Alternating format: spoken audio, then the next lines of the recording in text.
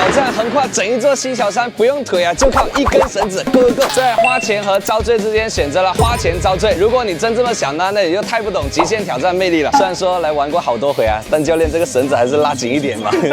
发自内心有那么一点点慌。我之前呢已经 N 刷了西小山深巴飞跃树上探险乐园，从简单到地狱的8条线路。听说这次呢也做了一个炸裂的全新升级哦。那我们呢就从全新升级的红线开始，玩点不一样的野外刺激 ，Let's go！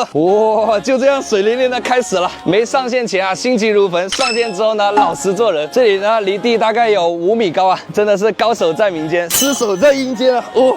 有一种铤而走险叫做空中荡秋千啊！我觉得它这里的设计呢，就有种合理，但是又很离谱的感觉。玩累了呢，可以随地大小做，这就是玩极限运动的松弛感嘛。陆地上骑自行车试过了，在半空中骑自行车第一视角试过没？提醒一下，可以呼吸。你看，把半片西小沙全部都尽收眼底了。遇到喜欢的项目，你就得站起来蹬啊！哇！挑战结束，红线关卡呢从16关升级到22关，挑战性是真没法说。下一个呢，我们出发紫色路线。怎么有气无力的？这一关呢，从12关升级到16关，也是8条线路里面升级过后最刺激的一条。走起！下一个是3段全长400米的高空滑索，教练，这个离地有多高啊20来米吧。 ？20来米啊！我玩这个有活着的风险吗？放心，包的。就这样水淋淋的出发喽！这就是自由的快乐啊！好快呀，好快呀！哇，刹车线在哪里？简单，体力已经消耗70%了，终点就在前方。真男人呢是不会回头的，除非钱掉了。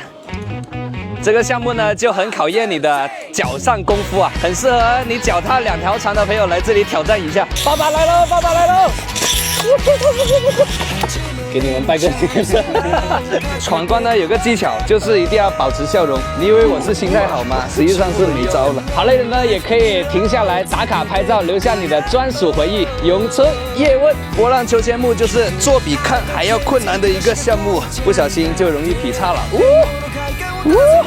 卓别林这一关呢，不只是单纯的悬崖走钢丝啊，你还要做幸福2选1的选择，选择正确的钢丝，你才能走到对岸。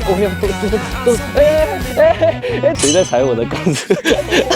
没有啊，刺激刺激，终于过来了。为什么说深巴飞跃很适合亲子、家庭还有情侣约会过来这里玩呢？这里有难度系数入门的绿线，让亲子一起感受闯关的快乐啊；也有趣味十足的黄线，让你嘴角笑容不再落下。节日消费1天的快乐。其实人生呢和极限挑战一样，当你快坚持不住的时候，困难也快坚持不住了。加油啊，顶不住这！